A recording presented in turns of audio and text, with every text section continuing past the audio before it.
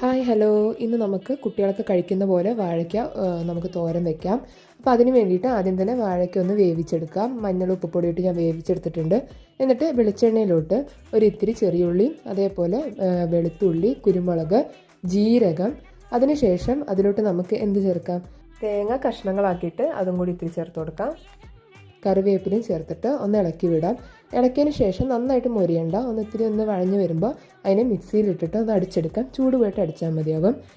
ഇതിലോട്ട് പെരുംജീരകം നമുക്ക് അരയ്ക്കണ സമയത്ത് ചേർത്ത് കൊടുക്കാം കേട്ടോ, ഞാൻ ചേർത്തിട്ടില്ല. എന്നിട്ട് ആ അരപ്പ് വെളിച്ചെണ്ണയിലോട്ട് ചേർത്തതിന് ശേഷം ഉപ്പും ഒരു ഇത്തിരി മുളക് പൊടിയും ചേർത്തിട്ട് നന്നായിട്ട് തന്നെ ഒന്ന് വഴറ്റിയെടുക്കുക. ഒരു മീഡിയം ഫ്ലെയിമിൽ വെച്ചിട്ട് ഒന്ന് വഴറ്റിയാൽ മതിയാകും. ഒന്ന് വഴഞ്ഞ് വരുന്ന സമയത്ത് അതിലോട്ട് നമ്മുടെ വാഴയ്ക്കയില്ലേ അതും കൂടി ചേർക്കുക. എന്നിട്ട് നന്നായിട്ട് മിക്സ് ചെയ്തിട്ട് ഒരു 5 മിനിറ്റ് നേരത്തേക്ക് മീഡിയം ഫ്ലെയിമിൽ ഒന്ന് ഇട്ട് വെച്ചാൽ മതിയാകും. നമ്മളുടെ പ്രത്യേക തരത്തിലുള്ള തോരൻ റെഡി ആയിട്ടുണ്ട്. എല്ലാവരും ട്രൈ ചെയ്യാൻ, നല്ല ടേസ്റ്റാണ്, കുട്ടികൾക്കൊക്കെ ഇഷ്ടമാവും. അപ്പോൾ ബൈ ബൈ.